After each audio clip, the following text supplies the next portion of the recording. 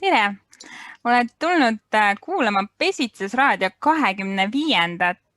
saadet. Mina olen Farishta Eller, olen saatejuht täna ja külas on mul ökoloog Mihkel Kangur ja kunstnik Piret Räni. Tere tulemast! Mihkel, ma küsin kõigepealt sinult sellist asja, et kuidas üldse saab rohepesu hakata ära tundma, et kui sina oled ökoloog, et kas siis ökoloogiks õppides on mingi selline aine või tuleb see kuidagi teistmoodi kaasa? Ega ta on nii ja naa asi nüüd, et ega kusagil ühtegi sellist kursust ei ole, et rohepesu ABC. Et ma ise kasutaks võib-olla mingisugust võrdlust, et mis on meile nagu kõigile ihule lähemal, on meie enda tervis.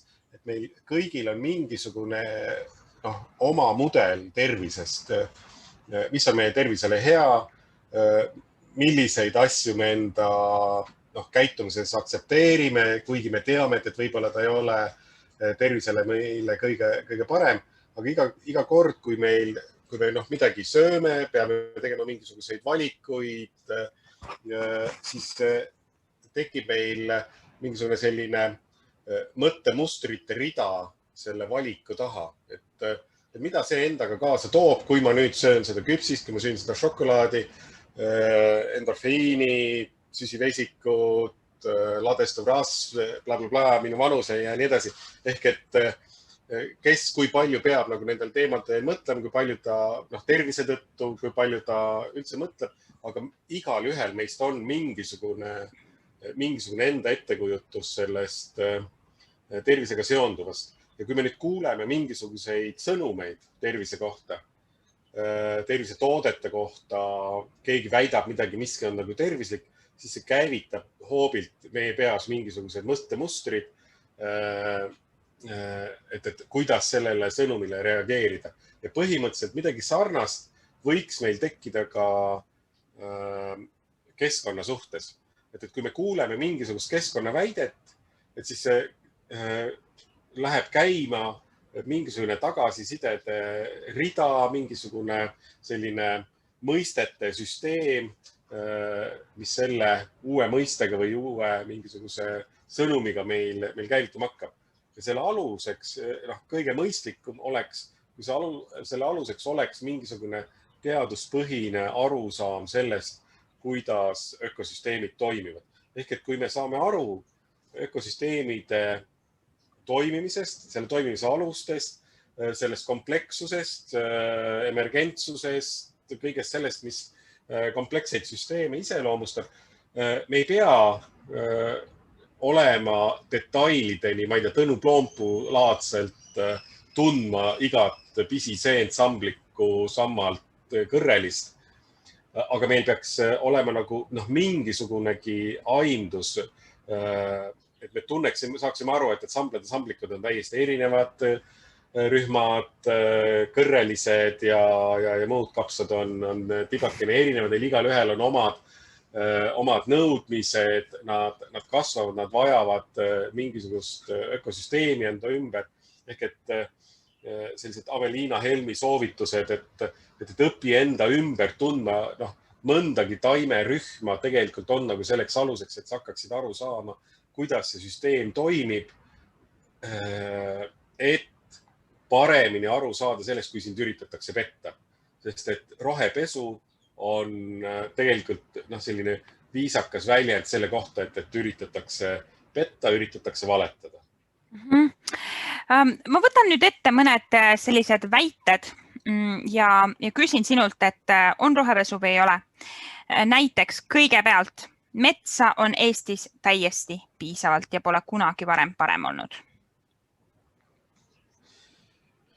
See on nüüd kõik sõltub jällegi sellest kontekstist, et kuidas me seda nagu võtame, et mille jaoks seda piisavalt siis on, et kas me võtame, et teda on piisavalt selleks, et üle elada või toime tulla globaalsete keskkonna muutustega, siis me kindlasti ei saa ju nõustuda, kui seda väidet kasutatakse argumentatsioonina, et me võime võime raiuda ilma piiranguteta, siis see mõiste ei vasta teaduslikult meie parimale teadmisele.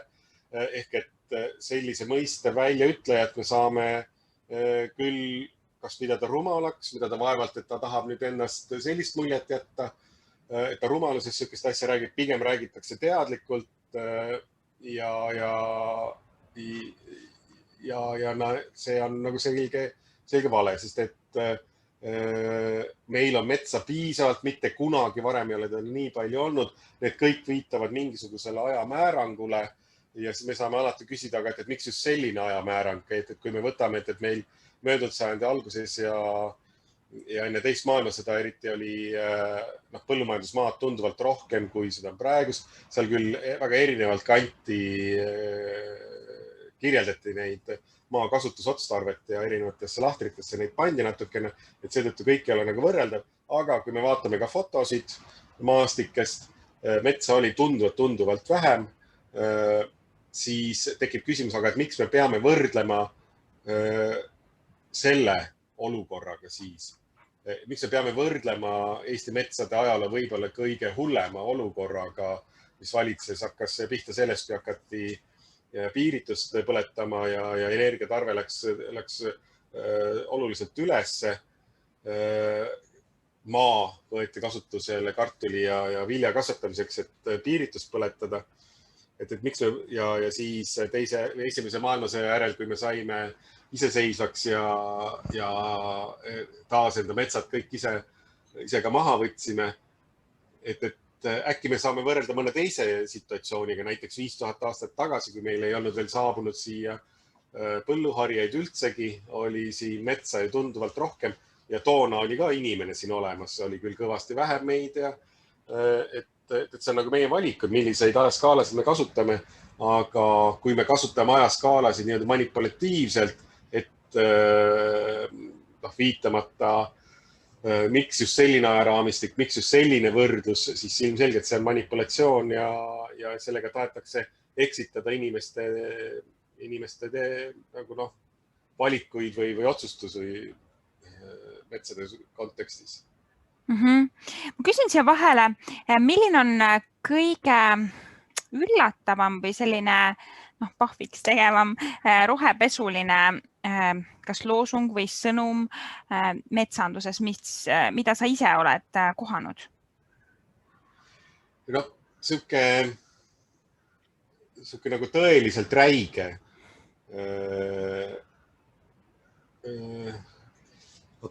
Mulle tule nüüd ette, ma mingi hetkel kuskile ma reageerisin selliselt, kus ma võrdlesin seda alaealise vägistamisega. See oli ka mingisugune RMK sõnum, kus ma ei mäletanud, sest ma olen selle ära unustanud endal, et miks ma nii räige võrdluse pidin tooma, et see oli enne neid kliimakangelasi. Et see kliimakangelaste teema, see lõi mul ka nagu ikka suu ikkagi täiesti vastu lauda, et kuidas saab nagu sellisena väljendada. Mingisugune asi oli mul veel, kus ma reageerisin ikkagi veel valjemalt, aga kas kliimakangelaste puhul põhimõtteliselt me saame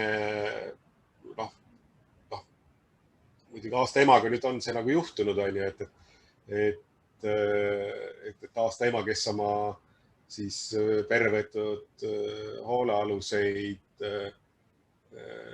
vaimselt ja füüsiliselt väärkohtlas, eks ole, et kui nimetada kangelas isaks seda, kes oma 6-aastasele tütrele teki alla poeb, et põhimõtteliselt see oleks nagu sama, et ma olen nagu mõndagi nagu juurelnud nagu selle üle, et siis ma olen nagu loobunud sellest, et ma ei taha nii halvasti selle kliimakangelaste reklaami kohta öelda, sellepärast, et sealt võiks jääda mulje, justkui ma ütleks midagi nende harvesteri juhtide kohta. Kuigi see on nende valik, et nad seal ka töötavad ja neid ei saa ka nagu, nad on oma valikut teinud. Aga see, et neid representeeritakse sellistena ühe suure organisatsiooni poolt justkui midagi kangelaslikku või sihukest midagi positiivset, on tegelikult selle organisatsiooni juhtkonna argpükslikkus, et nad varjuvad nende lihtsate töömeeste taha, kelle suhtes on nagu ründavat seisukohta võtta suhteliselt halb, sellepärast et me ei taha neid ausaid tööinimesi kuidagipidi rünnata või nende rünnak oleks nagu sihuke, et väga kergesti pareeritav siis, et näed, et tavalisel tööinimesel ei lasta tööd teha või et halvustatakse nende tööd. Et see situatsioon, mis meie metsades ikkagi toimub, on RMK juhtkonna poolt korraldatud ja poliitikute teadmisel toimuv situatsioon. Ja kui nüüd need isikud varjuvad nende Harvesteri juhtide selja taha, sest et Harvesteri juhti justkui nagu keegi rünnata ei tahaks või et see oleks nagu ebaaus, siis nemad ju jäävad ju varju. Et see on nagu sihuke tõeliselt küüniline, mitmetasandiline selline enda tegevuse varjamine või õigustamine. Aga selline ökosüsteemide vaenamine lihtsalt iseenda himude, vajaduste mingisuguste, see ei ole vajadus, see on isegi, see on lihtsalt ahnus. Ja siin ma ikka mitmeid kordi olen mõelnud, et see ei erine lapse pilastamisest mitte sugugi see, mida tehakse. Või siis, kus täiskasvanud lapselapsed peksavad enda vanaema, et talt pensioniraha kätte saada ja viinaraha saada. Tegelikult me käitume sama räigelt selle keskkonna suhtes, et see teeb aegalt ikkagi väga-väga tihedaks kohe. Ja siin räägitakse siis ju palju rahast. Kuidas sellele otsa vaadata, et kui ometi vaadata neid numbreid ja kui palju siis eelarvesse tuleb RMK-lt ja kui palju on see käive ja kas seal on ka mingit sellist rohepesumaigulist või sellist manipulatiivset informatsiooni jagamist? Ja see on päris hea situatsioon, kuhu me nagu välja oleme jõudnud, et valitsus vähendab dividendi ootust RMK-lt, et justkui see viiks RMK vähem raiuma. Et nagu tundub, et valitsus justkui nagu kas nad on nagu täiesti alla andnud, et nad ei ole võimelised seda situatsiooni enam absoluutselt ise haldama, et nüüd ei võta isegi riik seda puidumüügist raha, ei üritagi kätte saada seda puidumüügist raha, seda tegelikult ju meie ühisvara, mida maha müüakse, et me oleme justkui mingisugusele seltskonnale selle Eesti metsa ära erastanud, et pikkade tarnelepingutega, mis iseenesest võiksid olla mõistlikud asjad ettevõtluse toetamiseks ja mõistlikus mahus võiksid need olla ju täiesti olemas. Aga kui palju me tegelikult teame nendest pikkadest tarnelepingutest, kui palju sealt tegelikult tulu tekib, kuhu see tulu siis liigub, kui see jääb lihtsalt selle organisatsiooni kätte, kes kulutab selle ära, kurat teab, mille jaoks, siis see on võimalus väga-väga suurteks korruptiivseteks tehinguteks, kui vaadata, kui palju RMK ehitab teid metsadesse, kui palju seal kraave tehakse, siis neid tegevusi ei ole võimalik selliselt raamatupidamislikult kontrollida, kui mitu koormat kruusa sinna läks, kui palju, mitu tundi see kopatöö ikkagi oli seal nende kraavide kaevamisel. See võimaldab niivõrd hästi kanaliseerida seda raha RMK-st läbi mingisugustesse teistesse ettevõtetesse, aldevõtjatesse ja sealt kanaliseerida siis nii poliitikatesse kui parteidesse kui ka lihtsalt mingisuguse seltskonna kasumi saamiseks. Ehk et rääkida, et meie teenime, Eesti riik teenib selle metsamüügi pealt nüüd mingisuguseid tohutuid tulusid, siis need on ikkagi väga naeruväärsed summad, mis sealt tegelikult tulevad, arvestades kas või näiteks neid kulutusi, mida samal ajal tehakse ökosüsteemide taastamiseks looduskaitseliste tegevuste kaudu. Et see jällegi sellise rahva nagu poolehoiu võitmine nii-öelda rahapaki abil, et näete, kui tublisti me töötame, et me toome ühiskonnale nii tohutult suurt tulu ja nüüd näed, meiega õiendatakse, et me oleme lihtsalt ju sellised nii-öelda filantroobid tegelikult ühiskonnale. Et jällegi ka jah, sellise teatud manipulatiivse maiguse jätab. Aga nüüd, kui ühiskonnas räägitakse praegu tõesti palju RMK tegevusest, kas see viib kuidagi tähelepanu eemale erametsades toimumast, et kas seda saab ka kuidagi vaadata mingisuguse teadliku tegevusena, näiteks siis Erametsaliidu või selliste organisatsioonide või inimeste poolt? Et erametsade puhul tuleb arvestada ühte, et see seltskond on seal tohutult kirju. Meil on kuskil 70 000 metsaomanikku, kui ma ei eksi. Kusagil seal suurusjärgus 70 000 – 100 000 selles vahemikus peaks see metsaomanike arv umbes olema. Keskmine Eesti metsaomanik omab umbes 5 hektarit metsa. Ei kavatse seda iialgi lagedaks raiuda, elab ise selle metsa sees, tahab sellest metsast saada oma küttepuitu, siis tagasihoidlikul moel on väga häiritud metsade sõjast või metsade ümber lokkavast sellisest konfliktsituatsioonist, tunnevad nad, et metsateema lööb kõigi metsaomanike pihta, kuigi nemad ju tegelikult selliselt ei käitu. 98% vist oli neid metsaomanikke, kes ütlesid, et nad on valmis vabatahtlikult raierahu pidama ka lindude pesitsuse ajal. Aga see, kellest me kõige rohkem kuuleme, needsamad metsaomanikud ei ole rahul riigi metsanduspoliitikaga, mis laseb niivõrd kõvasti ka lagedaks raiuda. See metsaomaniku uuring 2019 aastast, mille me tegime, sealt on see statistika enam-vähem leitav. Et see, mida me kuuleme, on ühe hääleka vähemuse karjumine sisuliselt. Nad on arvuliselt neid inimesi suhteliselt vähe, aga nad omavad väga suurt mõju poliitikale, kuna nad on väga suurte rahapakkidega. Ja sinna hulka kuuluvad ka siis nii RMK juhtkond kui ka siis erametsade esindusorganisatsioonide kaudu juhitud seltskond. Et nad on võtnud endale nime justkui esindada kogu metsaomanike seltskonda, aga tegelikult nad esindavad ikkagi suhteliselt väikest hulka inimesi, aga väga suurt hulka metsamaad. Ja see teeb selle konflikti keerukaks. Ja nende poolt on tegelikult selliste provokatiivsete sõnumite andmine ja eskaleerimine, improviseerimine on nagu nende üks taktika osa, sest et senikaua, kuni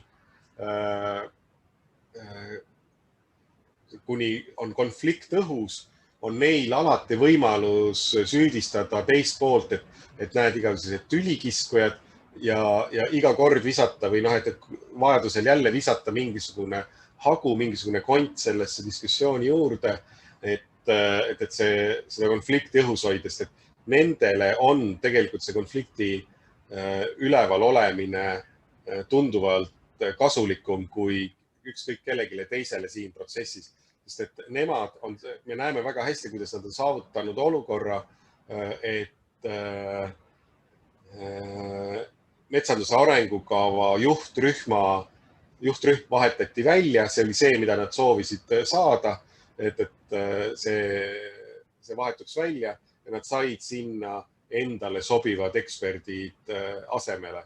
Ehk et nad suutsid ära mõjutada taas riikliku poliitika selles osas ja me näeme, et ka praegune peaminister ametisse asudes soovis või väljendas nii-öelda raiemahtude vähendamist ehk et justkui kõlas niisuguseid positiivseid sõnumeid metsade taastumise suunas, et nad saaksid ikkagi tasakesi taastuma hakata, siis nüüd ühes hiljutises intervjuus väga selgelt me saime aru, et tegelikult kõik on selles samas vanas rajas, agendat kontrollitakse väga selgelt mingisuguse juhtrühma poolt ja sealt tuleb pidevalt sellist konflikti eskaleerumist meile juurde. Nüüd teine teema on pesitsusrahu, eks, et me kuuleme kõikjal, et aga RMK ju peab raierahu. Kuidas selles rohepesu näha või mitte näha? Jah, aga ma ei tea, et RMK omaks üldse ühtegi harvesteri või ma arvan, et mingi mootorsaag või 2 neil on võib-olla, aga ega nemad ei raiugi. Nad on ju kõik selle tegevuse ju alla suunanud. Ega ma ei tea täpselt. Võib-olla neil on mingid raiumise teemad peatatud, aga põhimõtteliselt on ju süsteem toimib selliselt, et nad müüvad raieõigust ja sealt edasi kas nad seal kontrollivad, et mis ajal see raieõigus siis realiseeritakse, mis ajal see raiumine ikkagi toimub. Et ma ei ole kindel selle väite tõepõhisuses, et Eesti riigi metsas praegusel hetkel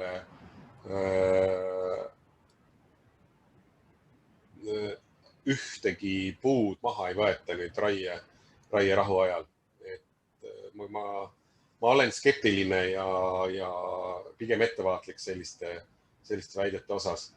Ja liiatigi jah, et kui riik saab kontrollida seda, mis toimub riigimetsas ja seal midagi reguleerida, siis erametsades puutuvat ei saa riik selles osas praktiliselt mitte kuidagi muud moodi reguleerida kui seadusega reguleerides. Ja siin ei ole tegelikult meil seaduses mõjuvaid jõude ju praegust olemas. Nojah, nende metsades toimuvaga iga päev keegi jagab mingit videot, kuidas kusagil mingi harvester on või kuidas teid laiendatakse või jõgesid, kraave puhastatakse. Jah, või allikaid lõhutakse nagu meie siin kolleegide ja tudengite avastus oli, kuidas RMK enda peetavas andmebaasis on see allikas püha allikana kirjas, aga kuna ta ei ole riiklikus registris olnud allikana, siis on sellest lihtsalt üle sõidetud, et ka sellist absoluutselt nagu mitte mingisugust pühadust ei ole mitte ühegi püha asja vastu, kui isegi Iisraeli-Palestiina konfliktis allikaid ei puututa, sest et puhta joogivee kättesaadavus on niivõrd püha ja sellist relva ei kasutata, siis meil lastakse see lihtsalt üle. Räägiks mõnedest sõnadest. Selline sõna nagu uuendusraie kõlab ju tegelikult nagu neutraalselt või isegi natuke nagu isegi hästi, sest millegi uuendamine ju kõlab nagu areng. Kuidas seda sõna vaadata? Ja need on, see on kindlasti filoloogidel või humanitaarteadlastel on nende asjade kohta eraldi sõnad olemas. Ühesõnaga, et me kasutame sellist sõnavara, mis siis pehmendab või jätab ka nagu siukse teistsuguse mulje. Ma arvan, et meil on ühiskonnas neid tohutult palju. See on sama nagu sõda on rahu, et miks me peame seda metsa nagu nüüd sellisel kujul just uuendama, et kas see uuendusraie saab olla ainult siis sellise lageraie tähenduses, et kui on metsaomanikul soov ja tahe seda metsa kuidagi uuendada, näiteks, et tal on soov hoida, et ta oleks sellise mustikametsana nagu rohkem kasutatav, et siis väike selline kaasa aitamine seal, et see valgustingimused mustikale oleksid nagu sobivamad, siis ka see võiks ju olla nii-öelda uuendusraie, et sa hoiad seda teatud süsteemina või et hoiad, et ta ei läheks väga üheks monokultuurseks metsaks ära, et siis aitad kaasa, et seda mitmekesisust uuendada, hoida seal, on ju. Aga see, et me kodu remontimise või kodu koristamise sildi all põletame terve maja maha selle asemel, et siis uus maja ehitada, et mis oleks nagu puhas ja korras. Et see ei tundu ju väga mõistlik. Ja, väga huvitav võrdlus tõesti, et ma hakkan kodu koristama ja siis lammutan lihtsalt laiali. Teine sõna, mis mind huvitab, on piiranguvöönd. Kuskil Anneli Paloga vist tuli see, et kus ta kirjeldas piiranguvööndeid selliselt, et seal justkui ei olekski enam piiranguid. Kõlab minu kõrvale ka päris rohepesumaigulisena. Siin on jällegi see konteksti küsimus, et kuidas seda kasutatakse. Mina olen aru saanud, et see piiranguvöönd tähendab ikkagi seda, et kus on inimtegevust mingisugusel kujul ju piiratud. Kas see ei olegi siis nii? Et sellest on see mõiste on muutunud nagu selliseks, kus enam piirangud ei kehti. Igal juhul oli juttu jah, et paljudes looduskaitsealadel piiranguvööndites on lubatud lageraie ja minu küsimus on, et kui on lubatud juba lageraie, mis tundub nagu täieliku selle konkreetse looduskoosluse hävitamisena, et millistest piirangutest me siis üldse räägime? Jah, need on need seadustatud kuriteod, et me oleme andnud, et tegu ei ole kuriteoga, kuna seadus ütleb, et tegu ei ole kuriteoga. Et see, et ta on ökosüsteemi suhtes, ta on looduse suhtes, on tegu kuriteoga, see on ära võetud lihtsalt seadusmuudatusega. Et on antud õigus, et ka piiranguvööndis on põhjendatud ja õigustatud uuendusraie siis, kuna on leitud, et seal on see mets vaja uuendada. Absurdne ebaloogilisus. Nüüd üks selline teema nagu puude istutamine versus metsa istutamine. Nojah, sealt kaudu ka see offsetimine, et kui ma tahan oma tegevust võib-olla või süsiniku jalajälge vähendada, et siis lähen istutan puu. Mingis kontekstis ju tuleb puid istutada, kas alati. Kuidas kogu selles rägastikus üldse püüda orienteeruda või kas see on üldse vajalik? Äkki on iga istutatud puu väga hea puu? Siin on ka jällegi jah, et mida ja kuidas nagu tehakse. Et üks asi, mis on meil nagu vaja, kuhu oleks võinud metsanduse arengukava jõuda, kus oli nagu see suundumus vähemalt selles ökoloogia töörühmas, kus mina ka osalesin nende probleemide kaardistamise juures. Seal me nagu väga selgelt arutasime, et tegu on ruumilise planeerimise ülesandega ka, et kus kohas me mida me laseme ja millisel viisil metsa majandame. Et kui me lepime kokku, et kusagil on need metsaliikide pagualad, et kus nad saavad olla hoitud ja kaitstud ja kus nad saavad siis need liigid liikuda ka häiritud aladele, kui sinna tekivad sobivad elutingimused mingiks ajaks neile ja kuidas korraldatakse raietegevust asulate läheduses, kus nad osutavad inimestele tunduvalt olulisemaid või väga olulisi ökosüsteemide hüvesid, meie vaimse tervise, meie materiaalsete vajaduste rahuldamiseks, korilus ja mingid sellised asjad. Et siis puude istutamine selliselt intensiivselt majandatavatel aladele väga selgelt ongi siis nagu põllumajanduses, et sa mida külvad, seda lõikad ja nii siis seda teed.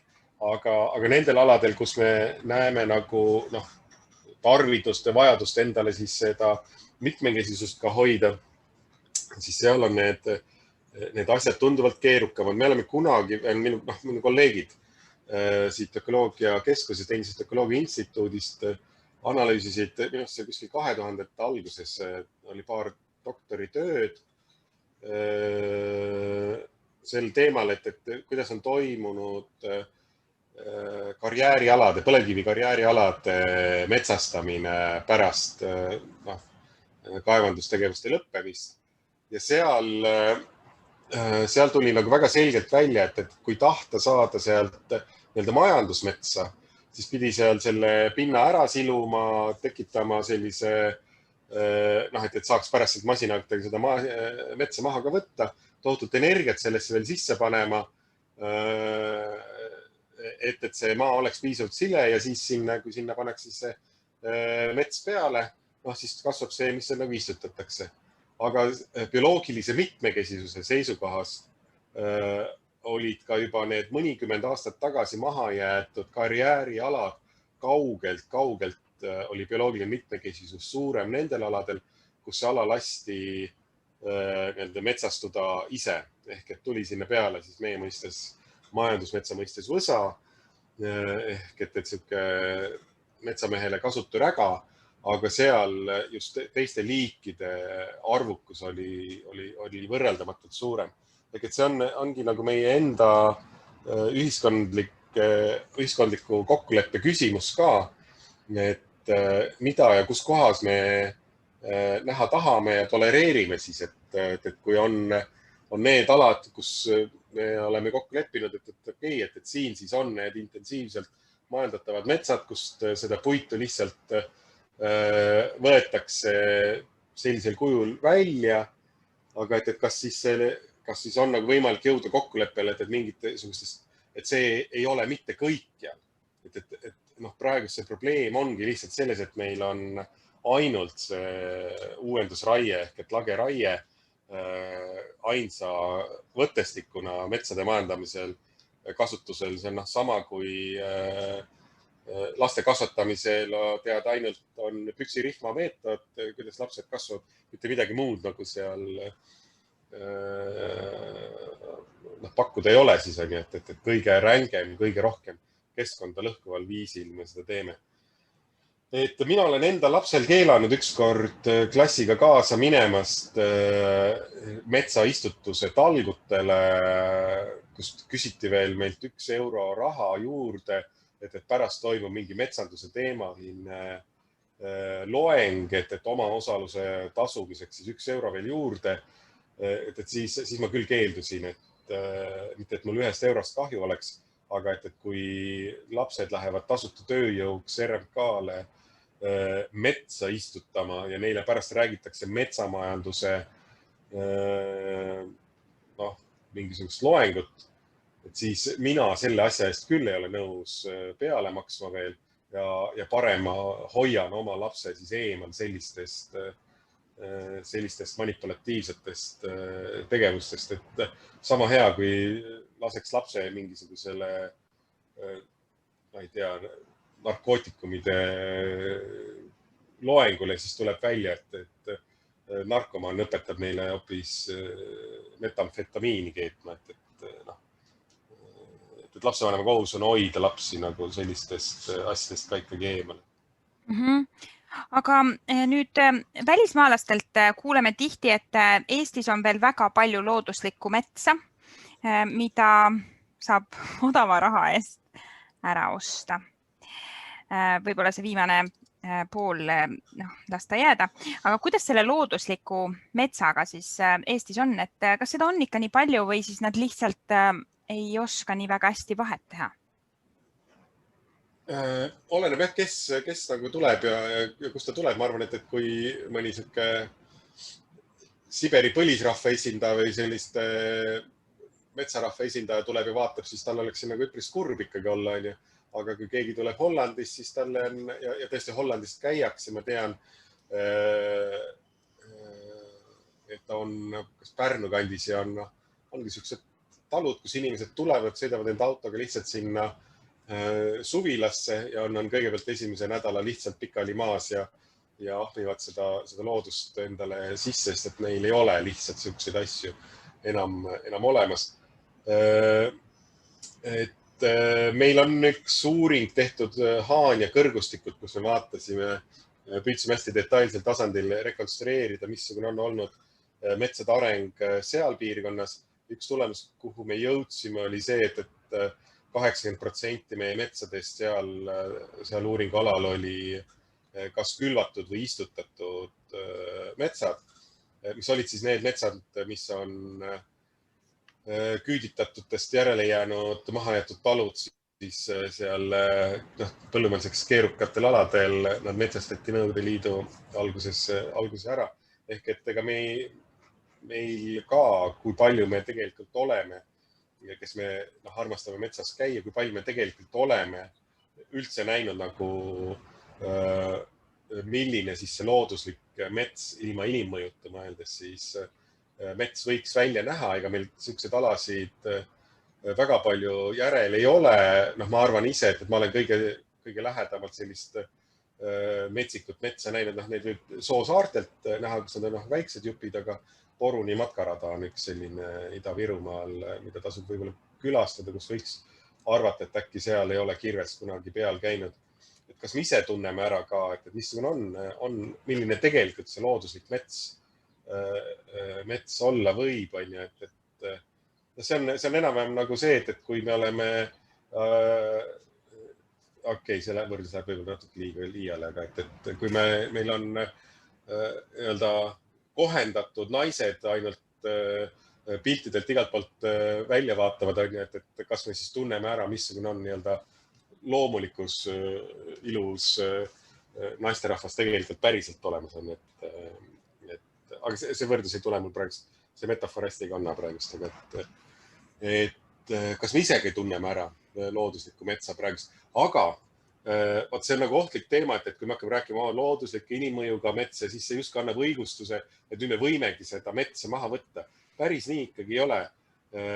Meie üks uuring näitab, et metsade struktuurile on inimene mõju avaldanud viimased 4000 aastat ja see mõju on olnud tõenäoliselt suurem, kui on olnud kliimal.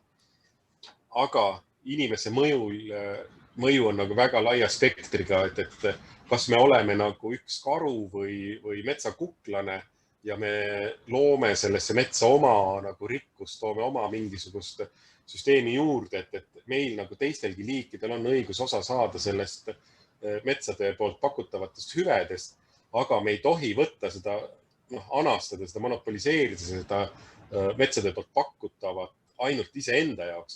Ehk et me tohime võtta, aga me ei tohi vähendada teiste liikide võimalust täpselt samamoodi võtta osa sellest süsteemi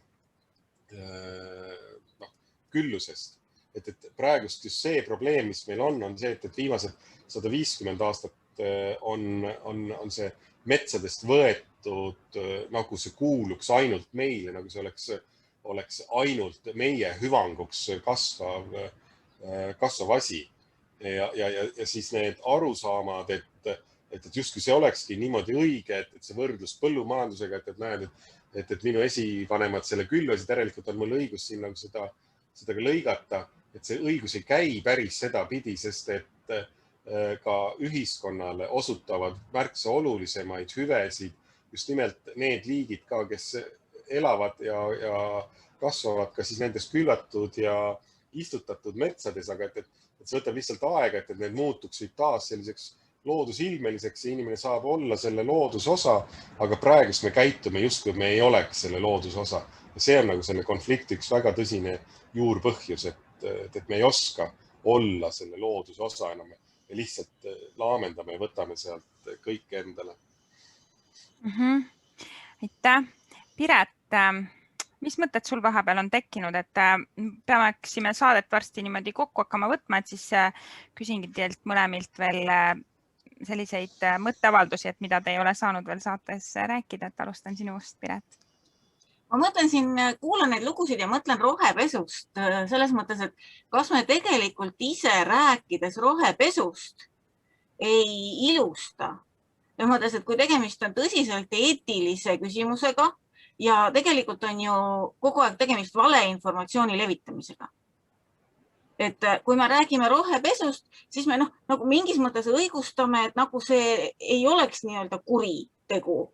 Et nagu see ei olekski valetamine. Et mingis mõttes sellest rohepesust rääkimine on selle sama võõrandumise edasikandmine mingit pidi või selle, et kui nüüd nende kultuurimüütidega on inimene ennast loodusest välja kirjutanud vahepeal, aga tänapäeval ju meil on olemas teaduslikud teadmised, tänapäeval me teame, mis on õige, mis on vale, aga sellegipoolest me kuidagi nagu aitame välja keerutada nendel, kes otseselt valetavad.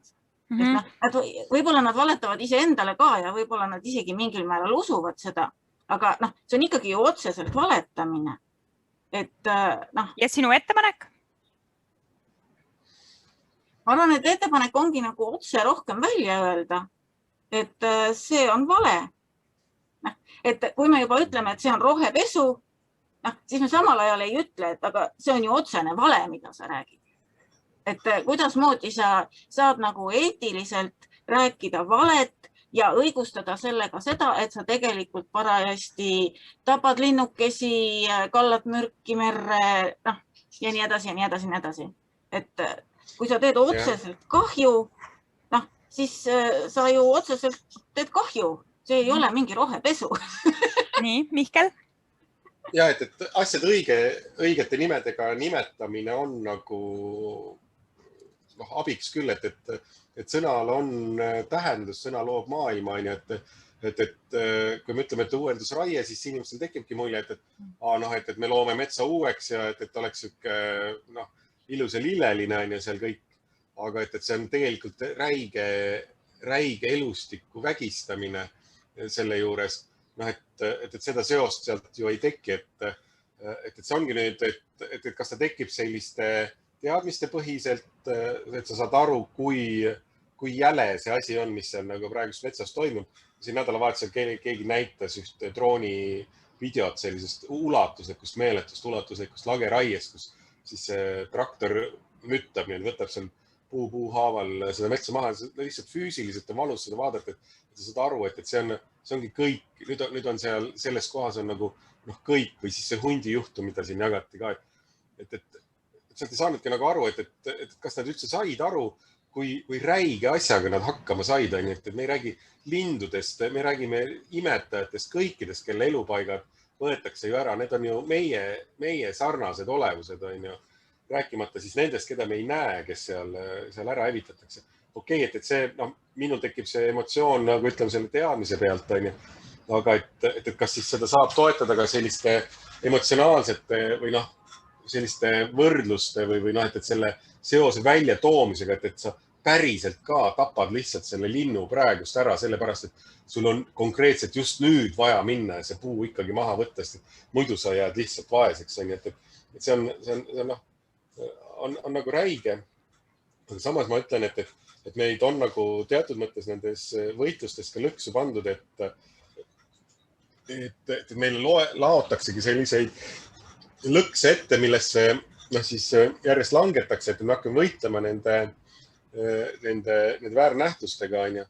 Et võib-olla selliste asjade õigete nimedega väljendamise juures käsitleda ka sellist, aga kuidas siis võiks olla? Et see on sama nagu laste kasvatamisel, et kui sa kogu aeg ütled, et ei, nii ei tohi teha, nii ei tohi teha, nii ei tohi teha, siis lapsel võtab tohutult kaua aega, et katse-eksituse teel leida, aga kuidas ta siis tohiks nagu teha. Et mitte nendele metsade raiujatele ei ole vaja rääkida seda, kuidas nad nagu käituma peaksid, vaid nendele kõrval seisjatele, kuuljatele, nendele metsaomanikele, kes tegelikult ei taha võtta endal ja ei pea võtma endal seda metsa lagedaks, vaid neid nagu jõustada, et näed, aga nemad ju saavad 65 000 metsaomanikku või ütleme 69 500 metsaomanikku 70 000 saavad metsa majandatud selliselt, et nad ei lõhu seda ökosüsteemi ära. See on mingisugune punt tüüpe, kes arvavad, et nad representeerivad kõiki metsaomanikke, räägivad kõikide eest ja et sellisel viisil nagu nemad käituvad, on ainuõige ja ainumõeldav ja seadustatud viis metsadega käitumiseks. Et kuidagi sellest, sellest konfliktist nagu kaugemale astuda, et me räägime asjadest õigete nimedega ja öelda, et kuidas siis peaks olema, et metsa ei raiuta selliselt, et seal suled lendavad. Aitäh! Ma arvan, et see on väga hea koht, kus ära lõpetada. See mõte on suurepärane. Võtame selle kaasa, et püüame nimetada asju õigete nimedega ja rääkida sellest, kuidas siis võiks ja peaks, kuidas keskkonna ja looduse ja metsade hoidmine päriselt käib ja kuidas ka see metsa majandamine käib nii, et on mets ka alles, sest muidu ei ole ju metsa majandamine, vaid on metsa lihtsalt ära kaotamine. Küsin Piret sinult, et kas sa teeksid palun kokkuvõtte kampaaniast, Pesitsusrahu kampaaniast siiamaani ja siis ka Pesitsusraadio saadetest? Loomulikult, sest tegelikult on meil praegu päris pidulik hetk. Meil on nimelt 25. Pesitsusraadio saade. Et ma arvan, et praegu kohe selle niimoodi juubelihõngu suurendamiseks võiks teha sulle, Faristamo, ühe väikese aplausi. Sa oled olnud nii oivaline saatejuht kõik need 25 saadet. Aitäh! Et aitäh sulle, et sa oled seda Pesitsusraadiot vedanud. No mina tänan kõiki Päästame Eesti metsad inimesi, sest ilma teieta ei juhtuks midagi ja kõiki külalisi, sest see on erakordne. Ja see 25. saade näitab meil ilusasti täpselt seda, et meil on läbi pool kampaaniast. Kui see kokku meil kestab 4 kuud, eks ole, siis praegu on meil esimesed 2 kuud läbi, mis tähendab, et meil ongi õige hetk nüüd korra mõelda, et mida me kõik teinud oleme selle aja jooksul ja mida me veel edaspidi tahaksime rohkem teha. No, tegelikult on ju see, et me tahaksime teha väga palju rohkem ja kogu aeg, aga me lihtsalt ei jõua nii palju. Seega me teeme nii palju, kui jõuame.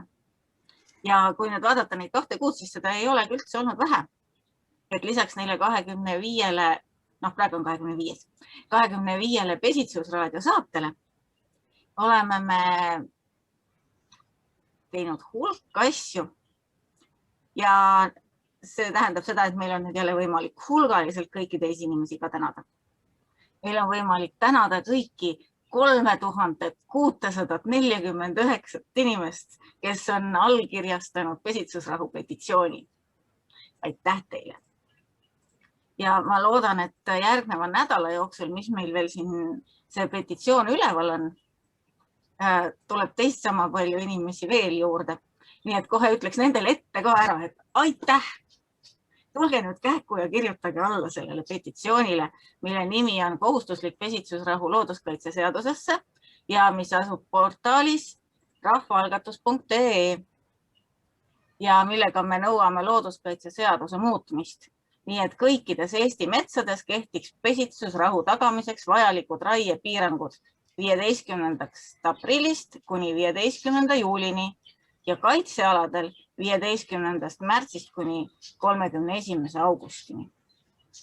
Ja iseäranis seejuures tuleb tänada veel kõiki neid ühinenud organisatsioone, sest ma ei ole küll praegu käinud kontrollimas, aga ma olen täiesti kindel, et rahvaalgatuse portaalis ei ole varem olnud sellist petitsiooni, kus petitsiooni taga oleks 30 organisatsiooni.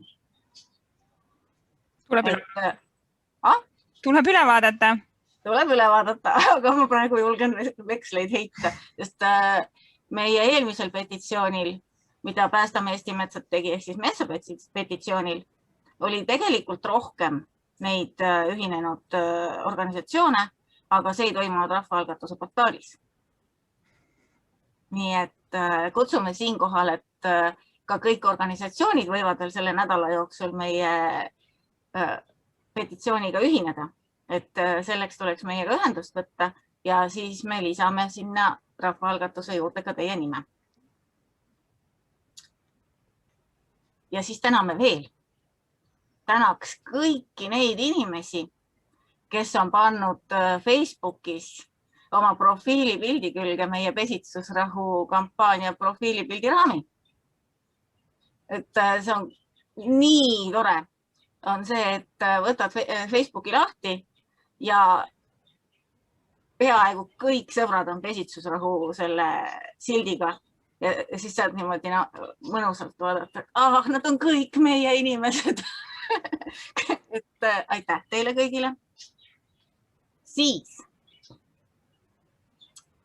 me võime tänada veel Päästame Eesti metsad poolt Andra Saimret, kes meie kodulehele hiljuti andis täiesti uue ilme. Et kutsun kõiki, kes ei ole ammu käinud Päästame Eesti mehed. Mihkel, see on sinu teema. Väike metsapäevad debatile tuli väike kangastus, et oot. Et kes ei ole ammu käinud Päästame Eesti metsad veebilehel, mis on siis savetheforest.ee. Et tulge ja vaadake seda veebilehte, et nüüd on kohe hoopis teistsugune. Ja see, mis on veel väga oluline meie veebilehel, et kui teil tekib tahtmine kõiki neid pesitsusraadioid järgi vaadata, et kõik need pesitsusraadiod on seal kodulehe peale lingitud ja sealt kaudu on kõige lihtsam vaadata kõiki pesitsusraadioid, valida sealt, et missuguse pesitsusraadio järele kuulamise jaoks sul parajasti sellel päeval tahtmine on. Ja siis saada uusi tarkused eri keskkonnateadlikkuse valdkonnast. Siis on meil veel tänada. Meil on tänada kõiki neid fotograafe, kelle imelisi kaadreid oleme siin kampaanias kasutanud ja edaspidigi kasutame. Et suur aitäh Karl Adami, Erik Karits, Tiit Jürisson, Elleri Lopp-Valdmaa ja meie oma Sandra Urvak ja Liina Steinberg. Et suur aitäh teile ja loodetavasti liitub meiega veel fotograafe, sest ega pesitsusrahu teadlikkust saab siin veel 2 kuud jagada. Ja mida rohkem on selliseid pilku püüdvaid fotosid koos meie infoga, siis seda rohkem levib see teadlikkus inimesteni. Ja mis saab edasi? Petitsioon on üleval veel selle nädala jooksul. Järgmisel esmaspäeval anname me selle üle ning siis edasi tuleb lihtsalt hoida pöidlaid. Et nii Keskkonnakomisjon kui Riigikogu, kui kes iganes saavad midagi otsustada, keskkonnaminister, et kõik need isikud siiski saaksid aru, et kui meil väheneb Eestis metsalindude arvukus umbes 50 000 haudapaari aastas, siis järelikult tuleb sellega tegeleda ja tuleb viia ikkagi looduskaitseseadusesse see pesitsusrahu klausel sisse. Et ei saa jätta seda ju niimoodi, et keskkonnaminister vaatab parajasti tuju pealt või kohvipaksu pealt või et kas ma nüüd see aasta julgen või ma see aasta ei julge või äkki tuleb mõni metsanduse inimene siia koputama ukse peale ja siis ma ikka ei julge. Et teeme nii, et sa julged järgmine aasta. Et edasi, meil on veel palju huvitavaid asju, mis on niimoodi pooles vinnas, vaikselt krutivad. Nii et me jätkuvalt kogume inimeste käest lugusid metsadest, mis on olnud neile olulised, aga mida enam ei ole. Et see on järgmise 2 kuu või võib-olla mingis mõttes telg, et inimesed mõtleksid, et kui palju neile olulist on läinud selle aja jooksul kaduma. et selle, ka siis 30 aasta või 20 aasta või viimase aasta jooksul, et mingid olulised paigad, mis on kaduma läinud ja nendega on seotud lood ja et kas need on siis lapsepõlvemetsad või kas need on mingid muud pidi olulised metsad ja kas nad on täheldanud kuidagimoodi seda elurikkuse kadu, millest me siin nagu räägime ja mida me peatada tahame või ei ole ja nii edasi.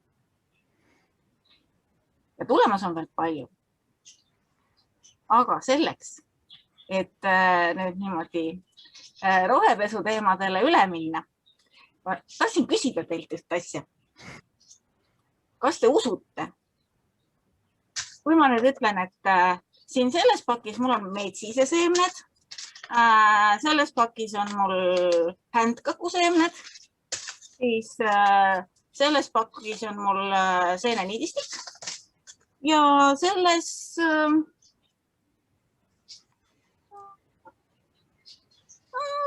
kärbseseened. Et kas te usute, et see on niimoodi võimalik? Aga et kui te ei usu, et mul võiks olla siin pakis kaasas metsiseseemned, siis kuidas te usute, kui keegi ütleb teile, et neil on plaanis metsa uuendada? Ja et see käib niipidi, et võtame kõigepealt kõik puud ära ja siis paneme nagu tagasi ja kuhu jääb kogu see elurikkus? Aitäh, Piret! Siiski sellest seemnepakist ei saa. Aitäh, Mihkel, aitäh, Piret! Suur-suur tänu kõigile kuulajatele ja vaatajatele ja kohtumiseni. Aitäh, Faristamo! Ja sulle ka tõesti suur tänu, et sa vead seda, et sa teed neid ja terve selle kambaga veate seda kampaaniat ka. Ei ole olnud mul mahti täie rinnaga selliselt kaasa lüüa, aga selles peitubki võluv koostöö, et on inimesi, kellel on rohkem võimalusi siis seda teha ja on võimalus siis ka mul on hea meel kaasa lüüa, kaasa aidata nendele pingutustele, mis teie teete. Suurepärane ja suur tänu teile selle eest.